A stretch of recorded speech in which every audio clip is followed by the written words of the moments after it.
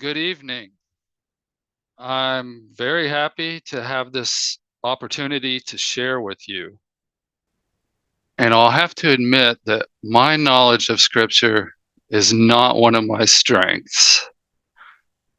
And during my preparation for this, I did learn a lot, mostly that I don't like having to speak about Revelation. And I'm pretty sure that I came away from it with more questions than answers. Like many people, I find the book of Revelation intriguing, exciting, but also confusing, maybe a little bit scary. I think of second comings and final judgments, end times. Is there really going to be the end of the world? And how do we relate to the end of the world? It's a common phrase in the sense of it rains during a picnic and you say, oh, well, it's not the end of the world, or you don't get that promotion. It's not the end of the world. That connotation makes the end of the world seem bad, right? Anything relative to the end of the world is good. So the end of the world must be bad. Let's take a look at the scripture. This is Revelation 21, verse 1. Then I saw a new heaven, and this is John, Apostle John writing while he's exiled in Patmos. Then I saw a new heaven and a new earth, for the first heaven and the first earth had passed away, and the sea was no more. So this is fulfilling a promise by God that had been given way back to Isaiah. This is from Isaiah 65. So God is fulfilling this promise of a new heaven and a new earth. Now in the Bible, the word heaven is used a few different ways. And in this case, one of the ways is the dwelling place of God, right? Heaven, God in heaven. In this verse, it's referring to heaven in a different way. Heaven is most commonly referred to in the Bible as the day sky or the night sky. Ancient man had the realization that there was something far beyond the earth, and they referred to it as the heavens. So then I saw a new heaven and a new earth. And the sea was no more. So we have a new sky, a new atmosphere, new earth, and something very interesting, no sea. To the Jews, the sea was a symbol of separation and turbulence. And it's referenced throughout the Bible in the books of Job, Psalms, Isaiah. The sea represents hostility towards God's people. So, of course, in this new place, this new heaven and new earth, there's no room for such a thing as a turbulent sea. And it's uncertain whether this new heaven and this new earth is a transformation of our current one, or whether the earth as we know it no longer exists and is completely replaced with something improved and better. I'll leave that to you to figure out. Verse 2, and I saw the holy city, the new Jerusalem, coming down out of heaven from God, prepared as a bride adorned for her husband. What an image. A holy city. Is it an extension of heaven? I don't think this is angels hanging out in the clouds. This is a city. What is a city? It's a community.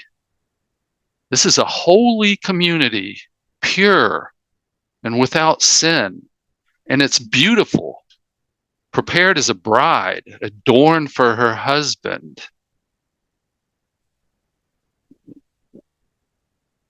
What could be more beautiful than that? This city is beautiful beyond all comparison. Verse 3, and I heard a loud voice from the throne saying, see, the home of God is among mortals. He will dwell with them. They will be his peoples, and God himself will be with them and be their God. He will wipe every tear from their eyes. Death will be no more.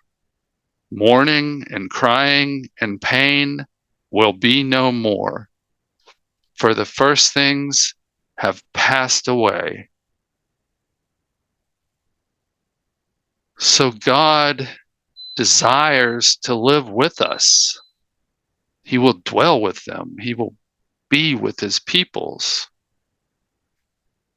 He desires to live with us, and that's like not in the mother-in-law suite in the basement. He wants to hang out with us on the couch. He wants to be in our lives, join us at the dinner table, tuck us in at night. We are his children. He wants relationship. Many people spend so much time pushing God away, but he created us. He loves us. He wants nothing more than for us to love him. This is our purpose. He will dwell with them, and they will be his peoples. And the former things have passed away. Through Christ and relationship with God, we can exist in this place with no tears, no death, no pain. We will reside with God in a place of complete righteousness. Verse 5, and the one who was seated on the throne said, see, I am making all things new. Also, he said, write this, for these words are trustworthy and true. Then he said to me, it is done. I am the Alpha and the Omega, the beginning and the end. To the thirsty, I will give water as a gift from the spring of the water of life. God speaks. I am making all things new.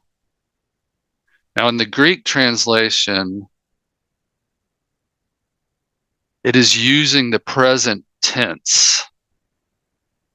I am making all things new, indicating that God is working on this right now. God says, it is done. From the Alpha to the Omega, from the Garden of Eden in the beginning to the holy city of New Jerusalem at the end, all the promises are now fulfilled.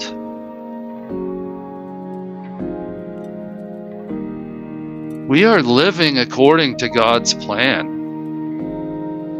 Everything we go through, our world, this is by design. If God wanted to live with pure, innocent man, he could have intervened in the Garden of Eden and skipped everything. But that's not what God wanted. God realized that redeemed man is better than innocent man. God is in control.